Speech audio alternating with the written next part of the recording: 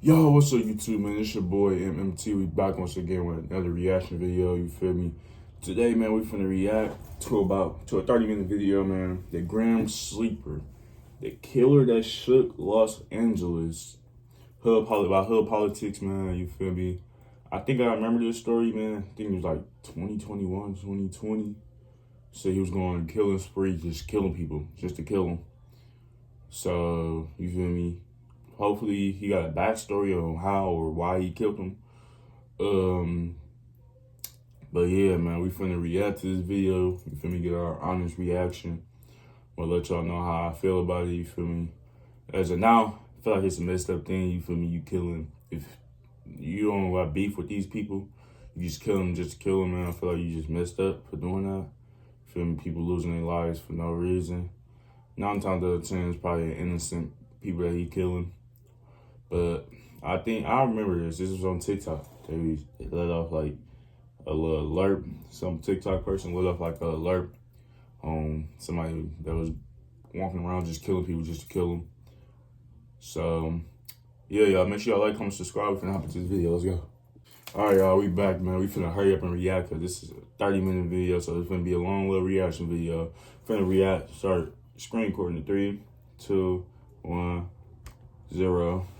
You feel me? Let's hop into this video. Let's go. Welcome to Hood Politics. In this episode, I will be discussing the Grim Sleeper. The facts of the case are as follows. When it comes to infamous murderers from South Central Los Angeles, a few names come to mind, such as Lil Fee from the Rolling 60s, who was sentenced to death after murdering 4 people in August of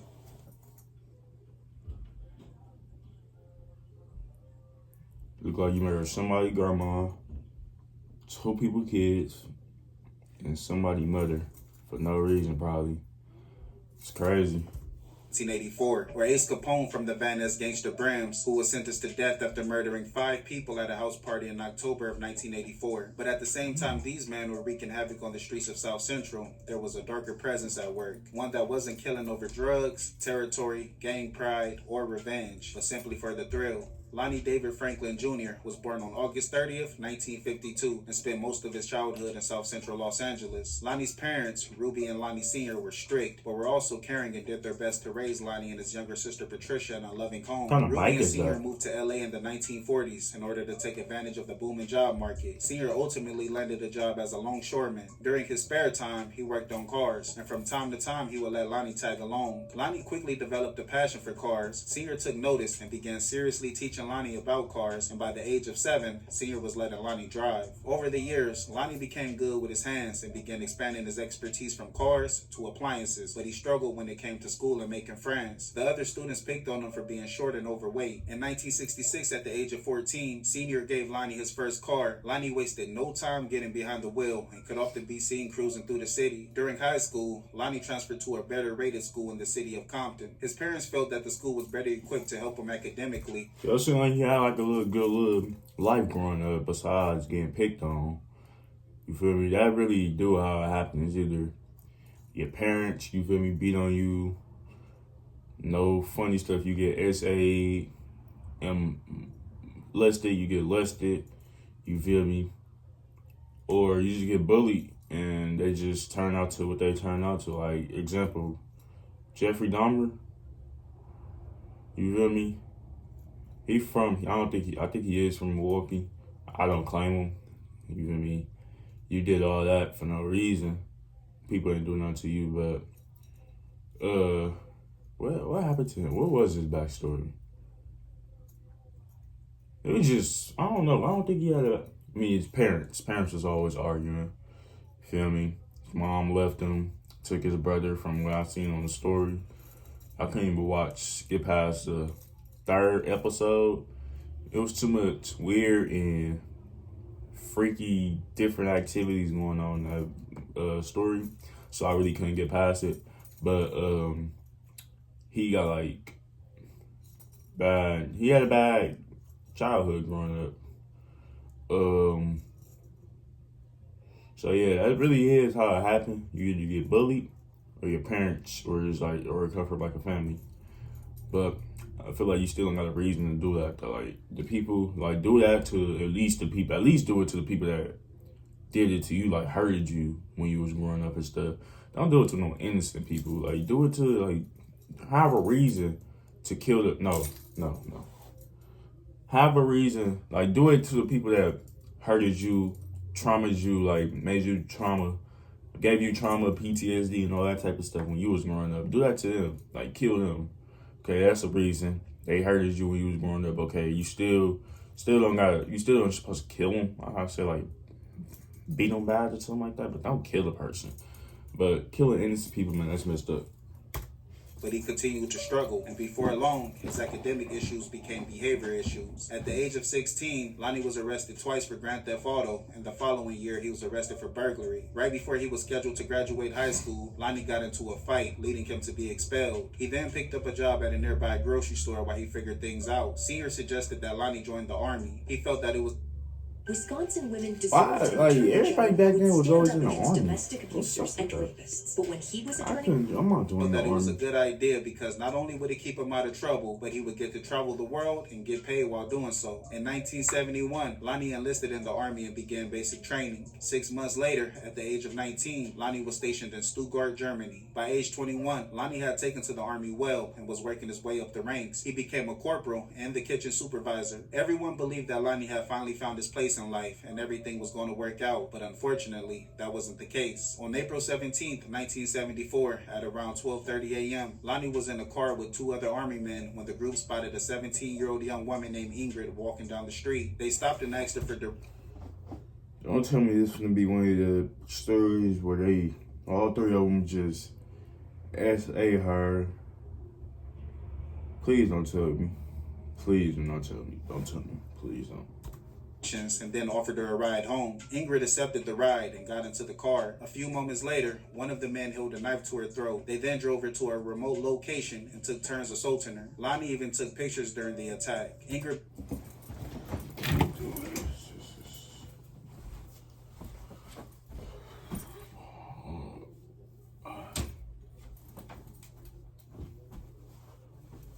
Come on, people. This is weird, bro. Take pictures while you assaulting somebody. That's not cool, bro. I don't know, bro. This is...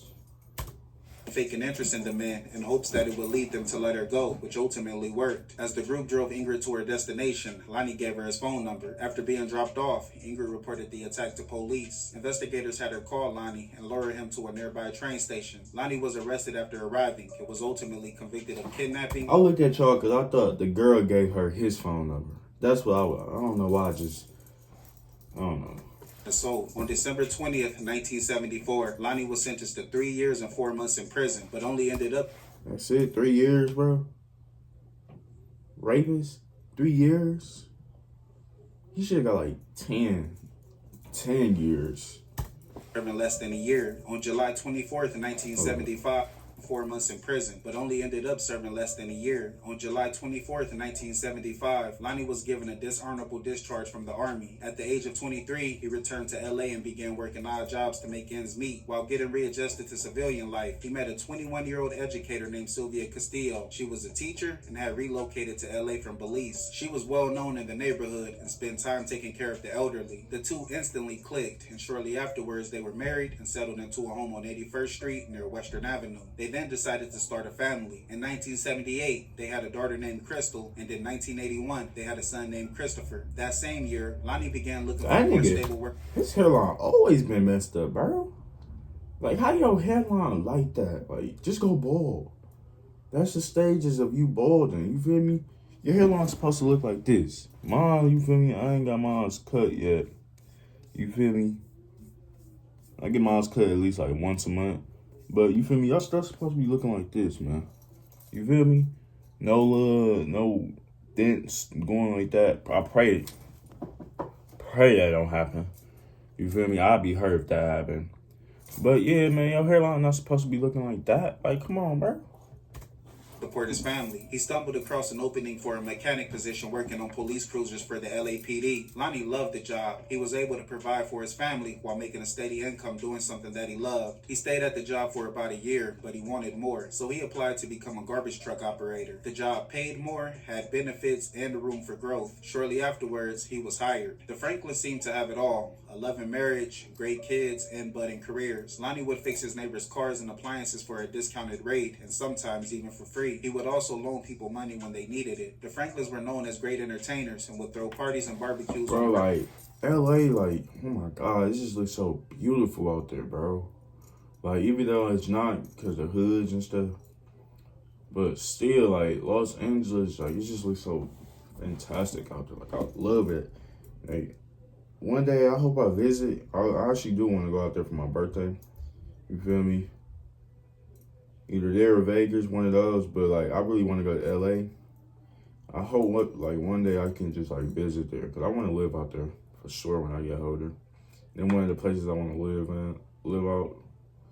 But, like, it just looks so beautiful. Like, the palm trees. Heard they got nice weather, you feel me? And everything, bro. It's, like, a good weather all year round. No snow.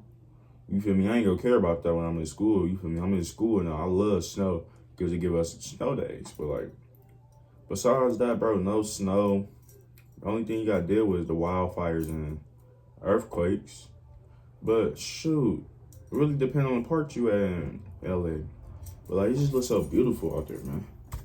Their bases, and people from all over the neighborhood would attend. It seemed like Lonnie had finally gotten himself together. Oh my God, your hairline but it was messed all of a up, facade. bro. Lonnie's dark side Head never shape left. all He just weird. became better at hiding it. He was living a double life, one of a loving husband, father, and member of the community, and another of a murderous psychopath. On an August night in 1985, a 29-year-old woman named Deborah Jackson was at the home of Elizabeth and Leo Anderson. Deborah had moved in with the couple and their 4 children in 1981. Elizabeth was cooking dinner when Deborah told her that she had to go repay a loan. Elizabeth urged... So he been killing people. I thought he just started just one day just said forget it and just went to go kill people. But he been doing this. This is crazy.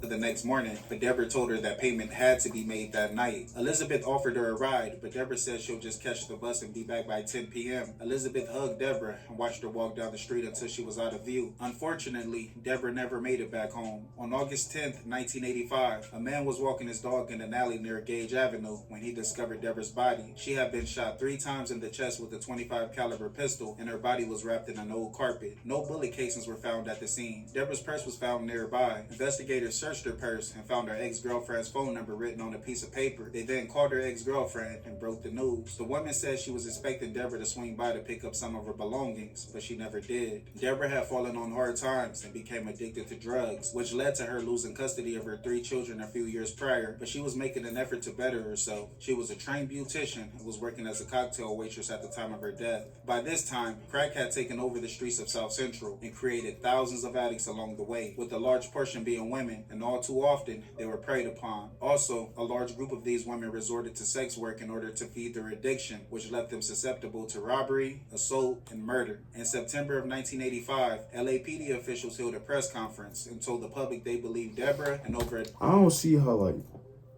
just go get a job. I don't see how people can, like, sell their body.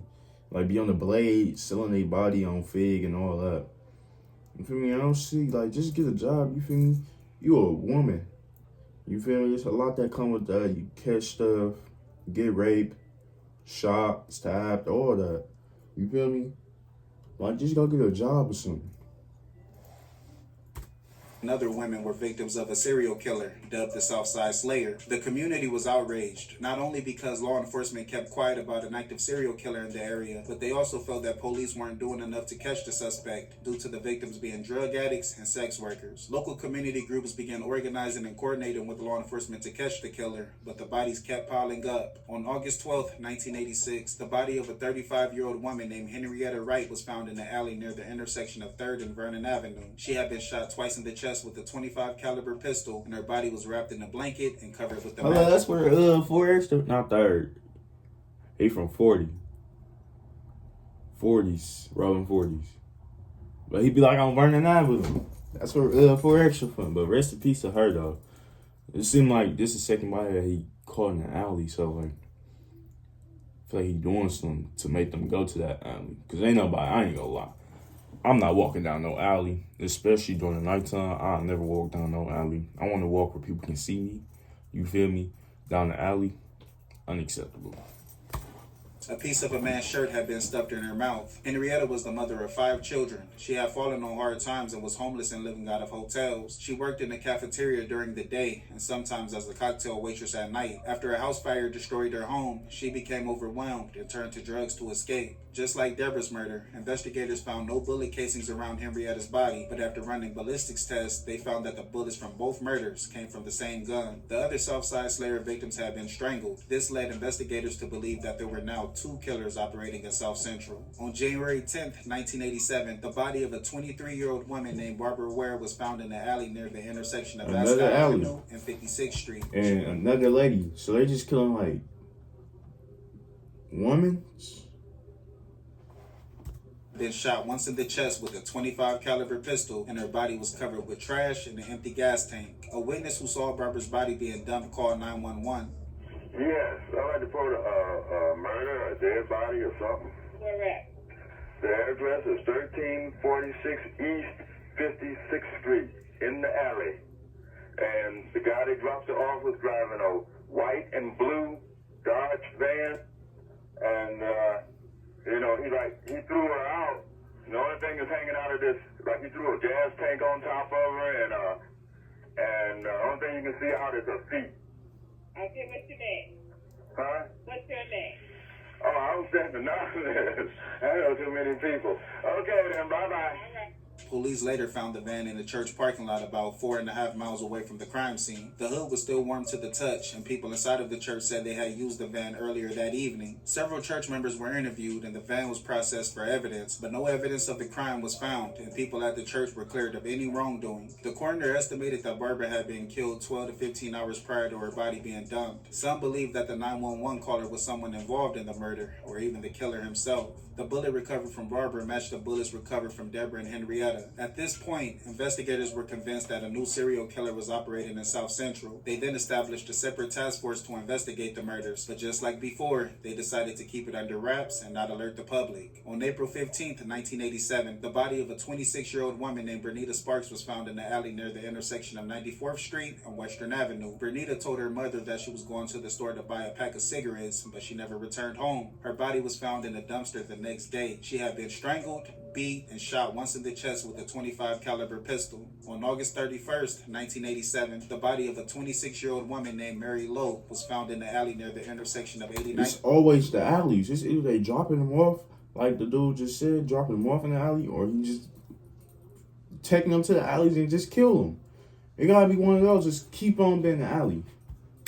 Street and Western Avenue. Mary told her mother that she was going to a Halloween party, but she never returned home. Her body was found behind a large bush the next day. She had been beaten and shot in the chest with a .25 caliber pistol. A witness reported seeing Mary get into an orange Ford Pinto with a young black man. On January 30th, 1988, the body of a 22-year-old woman named Lucretia Jefferson was found in the alley near the intersection of 102nd Street and Walton Place. She had been shot in the chest with a .25 caliber pistol, and her body was found with a mattress. A napkin with the word AIDS written on it had been placed over her face. I think they're looking for $1 million worth of game exclusive. You already know what time it is. The big game is coming up.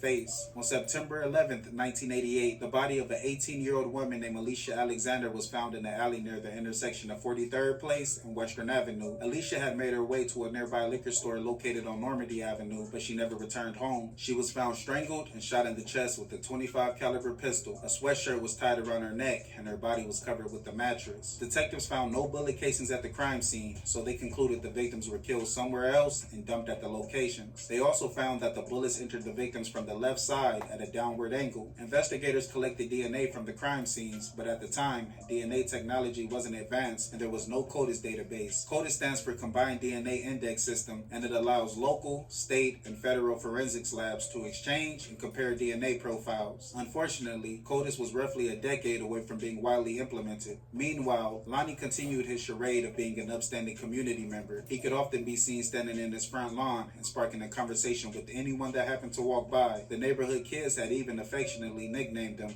Mr. Lonnie. Also during this time, Lonnie took medical leave from work after hurting his right arm on the job. So in order to generate income, he began buying cars from auctions and junkyards. He would then fix them and sell them. Sometimes he forged vehicle titles and swapped license plates. Sylvia began working nights, and as soon as Crystal and Christopher went to sleep, Lonnie would hit the streets in search of his next victim. On November 20th, 1988, a 30-year-old mother of two named Anitria Washington was walking down the street on her way to a friend's house when Lonnie pulled up alongside of her in his orange Ford Pinto. He exited the car, approached Anitria, and asked if she wanted a ride. Initially, Anitria declined, but Lonnie was persistent, so she eventually gave in and accepted his offer. After she got into the car, Lonnie drove in the opposite direction of Anitria's friend's house. When she told him that he was going the wrong way, he replied that he had to swing by his uncle's house on 81st Street to pick up some money. Moments later, Lonnie's energy shifted. He became cold and dark. Lonnie said something, but Anitria couldn't hear what he said, so she turned towards him, and a few seconds later, everything went quiet. She then noticed blood on her clothes. She reached for the door, but Lonnie said, "Don't touch that door, or I'll shoot you again." Anitria asked Lonnie why he shot her, and he replied that she was disrespecting him. Lonnie then began to ramble and call her by another woman's name. He refused to take her to the hospital, and as she drifted in and out of consciousness, Lonnie began to assault her. Anitria tried to push him off, but she passed out. She was awakened to the flash of a camera and realized Lonnie was taking photos of her. Anitria once again reached for the door handle, and this time, Lonnie opened the door and pushed her out, and the car drove away. Anitria was left for dead, but she was able to pick herself up and make it to her friend's house. She laid bleeding on the front porch until her friend found her and called an ambulance. Anitria would go on to survive and ultimately...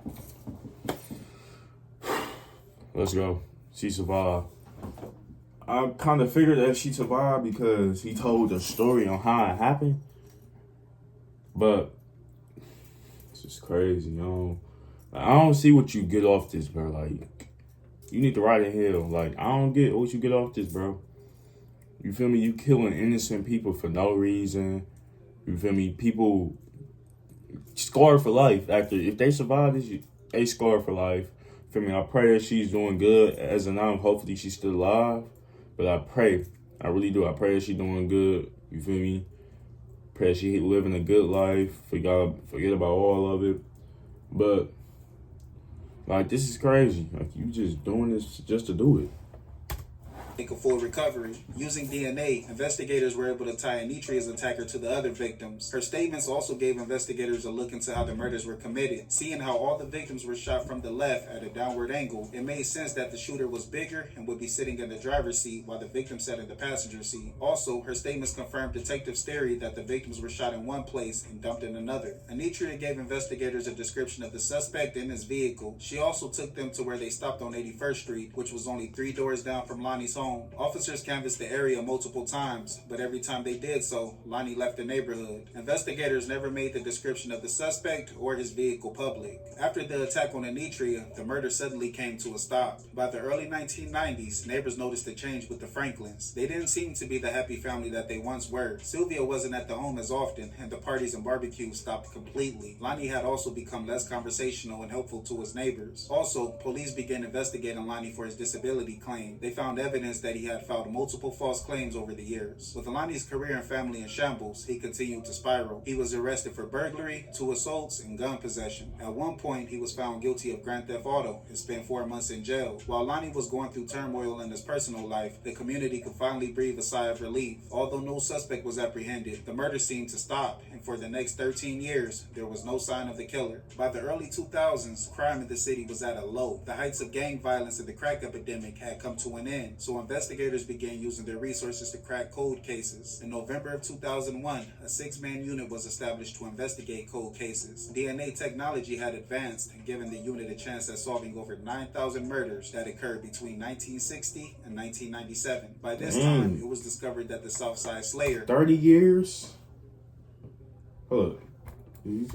In 1960 and 1997. By 37 years of murder solved. That's crazy.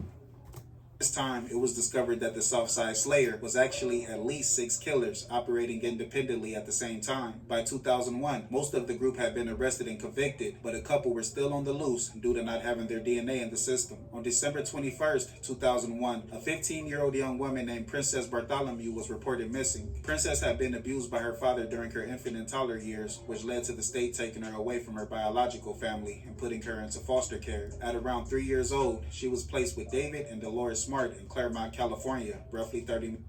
Keep being lazy about cleaning your apartment. No, seriously. Home Aglow will clean it for just 30 miles east of Los Angeles. She arrived at the home with scars and bruises and would sometimes wake up screaming. From that point, the couple did all they could to help her. They enrolled her in private school and sent her to therapy, and over time, she began to recover. Princess was finally receiving the love and care that she had been denied of early in life. She had a family that adored her and gave her the best of everything. But in 1997, at the age of 10, she was hit with a tragedy. Dolores unexpectedly passed away, and later David began suffering from health problems. Princess's foster sister, Samara, began caring for her, but as a college student with their own children, the responsibility proved to be too much. Princess was then placed with a new family in South Central. She had a difficult time adjusting to her new environment. She ran away from home on multiple occasions, and later she turned to sex work. On March 19th, 2002,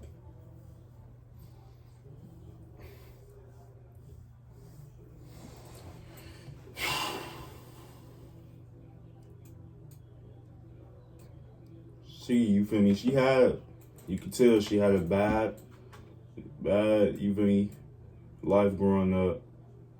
And I feel like that's what most of the, no disrespect to people that's out here actually doing that, but like most of the prostitutes, that's how they, like mostly how their life is growing up. It's a bad life. So they just turn into prostitutes. Because you feel me, it's either they don't care about their body or they just don't got nothing to lose really. So they want to prostitute. But I don't know, man. I feel like it's messed up, you feel me? You selling your body. You feel me? Say like you get done with it. Like you done doing that. You want to live a normal life.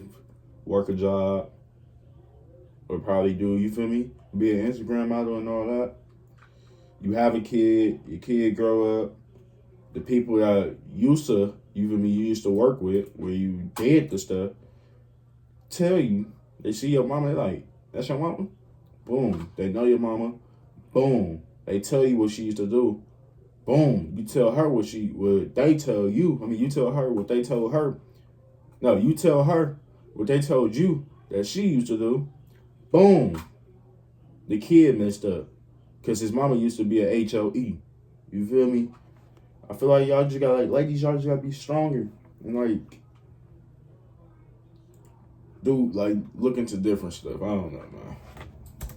Survived found Princess's body behind a shrub near the intersection of 83rd Street and Oh, Van she Ness died. Avenue. She had been beaten and strangled. On July Rest in 11th, peace. 2003, the body of a 35-year-old woman named Valerie McCorvey was found by a crossing guard near the intersection of 109th Street and Dinker Avenue. She had been strangled. DNA was recovered from Princess's and Valerie's crime scenes. The samples were tested and came back as a match. The samples also matched the .25 caliber murders throughout the 1980s. Although the method of murder changed, investigators knew the killer had come back. All the DNA matched one person, but there was still no suspect. Early on, DNA was only taken when suspects were arrested for violent crimes, and since Lonnie had never been arrested for such crimes, his DNA was never collected. On January 1st, 2007, a homeless man was looking for cans to recycle in the alley near the intersection of 94th Street and Western Avenue when he found the body of a 25-year-old woman named Janicia Peters. I know you were scarred from that. You trying to look for some cans. Rest in peace to her, too. You trying to look for some cans, you feel me, to go take it to, like, wherever they be taking, like, the little recycle stuff to get some money. Boom. You just see somebody die. Or you just see a dead body. I know that messed them up, man. Feel me? That really messed them up. I already know. The lower back and stuffed inside of a garbage bag, which was later zip-tied closed. Evidence showed that she was still alive when she was put into the bag. Janicia was the mother of a young boy and had struggled with drug addiction. She was attempting to better herself and had recently enrolled in school and was taking computer science classes. Investigators found DNA on the zip tie. It's like it keep on happening to the people that want to better themselves. Like most of it is happening to the people that want to better themselves. That had, you feel me, that was doing drugs, You feel me? And then boom, they want to change themselves. It's like you keep on happening to them people. That's crazy. His murder to the other murders. With the murders continuing but not getting closer to an arrest, investigators hit a wall. They decided to circle back to the only woman on record for surviving an attack, Anitria Washington. In 2007, investigators called her in for an interview. Anitria was furious at the way the case was being handled. 20 years later, there were more victims and investigators still had no suspect. Anitria gave a near identical account of the incident, but this time, investigators took a special interest in the suspect taking her picture. During this time, a reporter named Christine Palisak learned that detectives were reinvestigating the .25 caliber murders. Christine discovered unsealed return search warrants and spoke to the cold case unit about the investigation. The unit was tight-lipped and didn't give her much information. Christine continued digging and made contact with someone in the coroner's office. The person gave Christine all types of information regarding the case. On August 27, 2008, Christine's story about the .25 caliber murders was published in LA Weekly. Due to the killer taking a 13-year hiatus between the murders, he was dubbed the Grim Sleeper. Detectives were forced to confirm the report.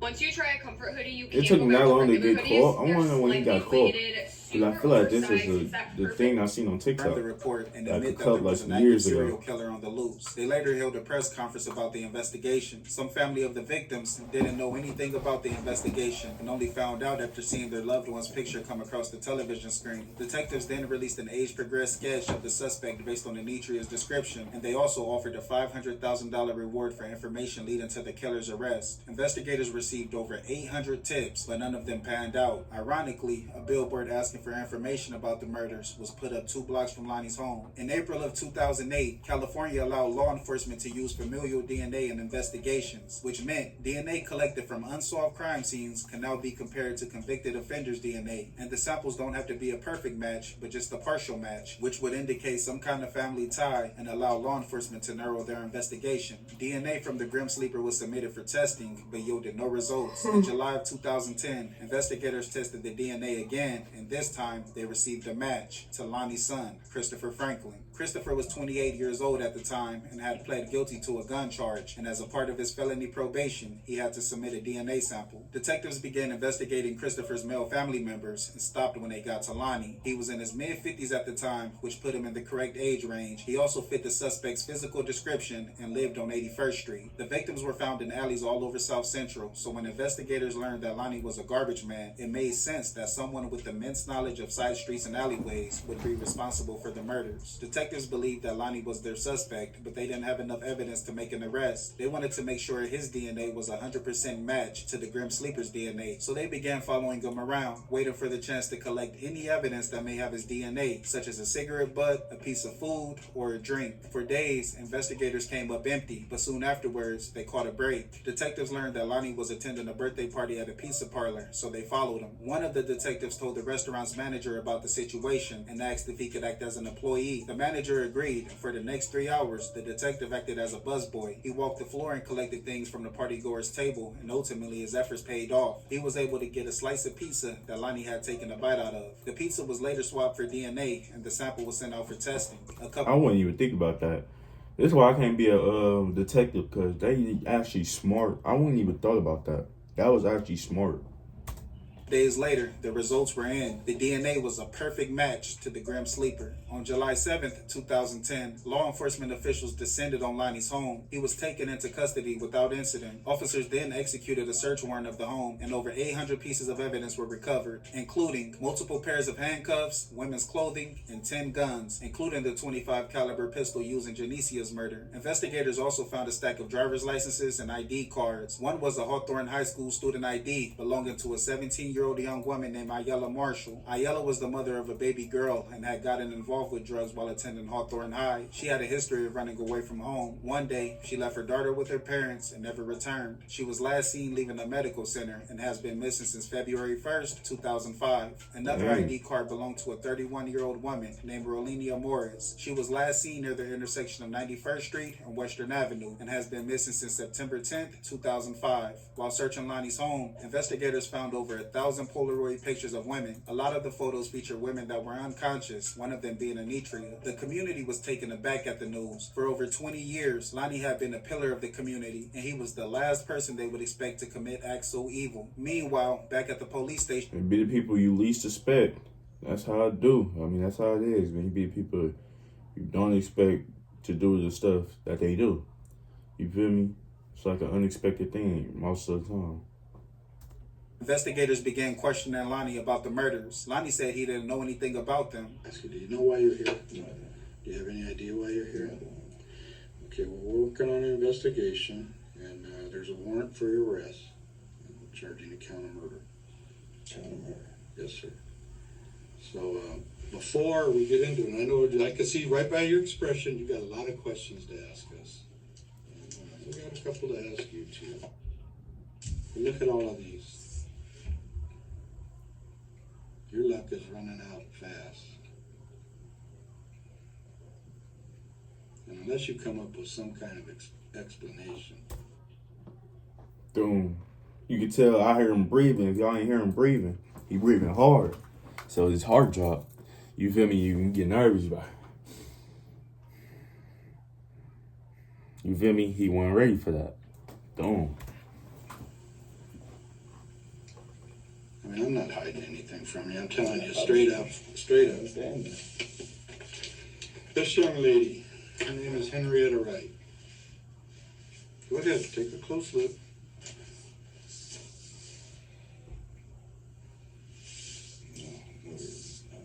No recollection at all. No recollection, or you just don't? I don't know her. I don't know her. But ugly, I don't know her. What? But ugly, I don't know her. He laughing too. He just call her ugly, but ugly. He don't know her, and then he just giggled. I don't know her.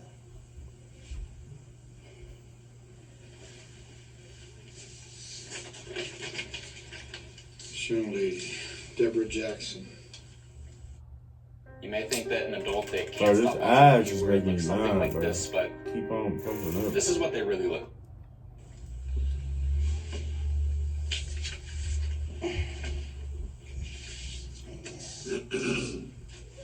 So if I told you you were connected to the deaths of all of these ladies, who do you think Detective Kilcoyne and I would be sitting here looking at?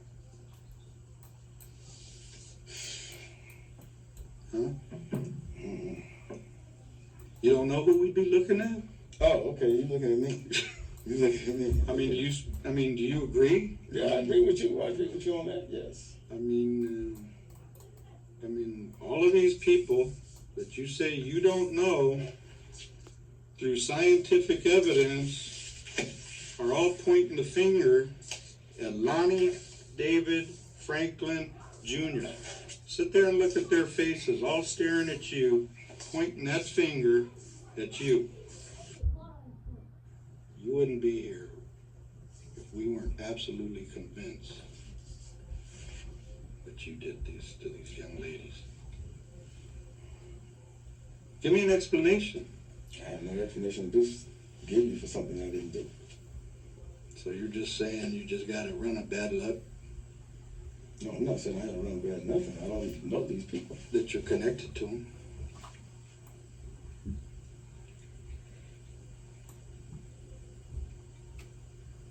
Look at them. They're all staring at you, pointing their fingers. Well, if they could point their fingers, they're looking right at you. On July 7th, 2010, Lonnie Franklin was charged with 10 counts of murder, 1 count of kidnapping, and 1 count of attempted murder. On December 16th, 2010, investigators released 180 of the photos found at Lonnie's home to the public. Detectives didn't know if the women were alive, dead, or had moved away, so they hoped that family members or even the women themselves would contact them. The calls began pouring in, and investigators were able to identify most of the women in the photos and conclude that they were alive and well, but some of the women in the photos were never identified. Investigators believe Lonnie was responsible for at least 6 additional murders, with 2 occurring during his 13-year hiatus. One victim being a 21-year-old woman named Sharon Dismuke. On January 15th, 1984, Sharon was found on the floor of a men's bathroom in an abandoned gas station. She had been shot twice in the chest with a .25 caliber pistol and had a rag stuffed in her mouth. Another victim was a 28-year-old woman named Inez Warren. On August 15th, 1988, Inez was found in the alley, suffering from a gunshot wound to the chest. She was transported to the hospital hospital, where she was pronounced dead. Another victim was a 36-year-old man named Thomas Steele. On August 14th, 1986, Thomas was found dead near the intersection of 71st Street and Halldale Avenue. Another victim was a 43-year-old woman named Georgia Mae Thomas. On December 28th, 2000, Georgia was found lying in the alley near 57th Street. She was shot twice in the chest with a .25 caliber pistol. The murder weapon was later recovered from Lonnie's home. Investigators decided not to pursue the additional murders and focus on the case they had already built. They figured Lonnie was already facing 10 murder charges and would be sentenced to either life in prison or death if found guilty, so they chose to put all their resources towards the trial. Lonnie's trial began on February 16th, 2016. The courtroom was filled with reporters and families of the victims. No one showed up on Lonnie's behalf, not even Sylvia, Crystal, or Christopher. Lonnie didn't take the trial seriously and even brought an erotic novel to court to read during the proceedings. Prosecutors had a mountain of evidence against Lonnie, including a murder weapon, DNA, and a witness, Anitria Washington. On February 25th, 2016, Anitria took the stand and told the court about her encounter with Lonnie. She figured Lonnie as the man that had assaulted her and attempted to kill her. The defense denied all the prosecution's claims. They even tried to pin 2 of the murders on another Southside slayer named Chester Turner. When it came to the DNA evidence, the defense said it could have came from another member of the family. On May 5th, 2016, the verdict was in. Lonnie Franklin Jr. was found guilty of all 10 counts of murder and 1 count of attempted murder. A few weeks later, Lonnie was back in court for sentencing, and once again, the court was filled with families of the victims, but there was still no sign of Lonnie's family. During the proceedings, members of the victims' families took the stand and told the court how the loss of their loved ones affected their families. Lonnie's first reported victim, Ingrid, traveled from Germany to LA to give a statement to the court. She spoke about the kidnapping and assault and described how it affected her life. In June of 2016, Lonnie Franklin Jr. was sentenced to death, and he was sent to death row in San Quentin State Prison. Why did all of this happen? Why did you do all of these things? All of these women were defenseless. They were not a threat to you in any way, shape, or form. And after thinking about it, pondering it, going over it in my mind, I've come to this conclusion, that it doesn't matter why.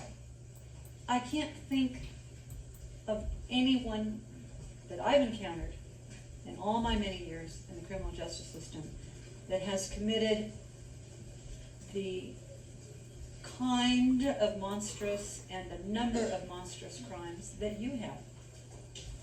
All of these people have been suffering and will continue to suffer, but hopefully as many of them I ain't gonna lie, I wouldn't even want to, like, lawyers and stuff. I don't get why lawyers come for people that evidently serial killers. I don't get that. Like, I wouldn't even want to be his lawyer, because low-key, that make you like a bad person too. Like, you helping this nigga become free after he was proved that he killed all them people. Like, why are you helping him? Like, I don't get why they do that too. That just make me mad too. Feel they're going to receive some peace, and I hope that you are able to leave here with some peace today. But it's not vengeance, it's justice, Mr. Franklin. And so, Lonnie Franklin Jr., for the first-degree murder of Deborah Jackson as alleged in count 1, and the special circumstance of multiple murder, it is the judgment and sentence of this court that you shall suffer the death penalty. The families were relieved. They felt justice had finally been served, but their happiness was short-lived. On March 28, 2020, Lonnie was found dead in his cell. There were no signs of trauma on his body, and his official cause of death was never released to the public, but it's believed that he died of natural causes. He was 67 years old. Today, the Grim Sleeper's name lives in infamy, and he is considered one of the most notorious serial killers in American history. I want to thank you guys for tuning in. Please like. That was a crazy video. But make sure y'all like, comment, subscribe, man. Rest in peace to all them people. I send my condolences out to all the people that got killed and survived the useless piece of no-life person, the Grim Sleeper. You feel me? I hope he's in hell right now. I hope he, you feel me, went to heaven. I don't care after he repent. I don't care. Sometimes you can't forgive people. So rest in peace to all the people, man. I pray that everybody that live doing good. But I wanted to see. I thought that was him. Serial killer. in LA.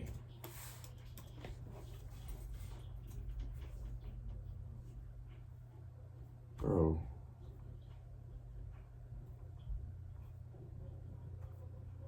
This what I thought this was. From Stockton. Okay. I thought it was this. Cause this what I seen 2 years ago. So he wasn't in LA. He was in, you feel me, North Cali. In Oakland, Stockton, okay. Yeah, y'all, man, make sure y'all like, comment, subscribe. Let me know who y'all going for the Super Bowl. Super Bowl come on at 6 o'clock, you feel me? I'm ready for the Eagles to win. Even though I'm not an Eagles fan, I'm a Packers fan to the day I die. But they beat our team, and still, I do not want the Chiefs to win. I don't want them to go 2-0. I mean, do a three-peat, because I don't know why I got a feeling they finna do a three-peat, but I hope they don't, man. Feel me? And yeah, y'all, like, comment, subscribe, and I'm out. Peace.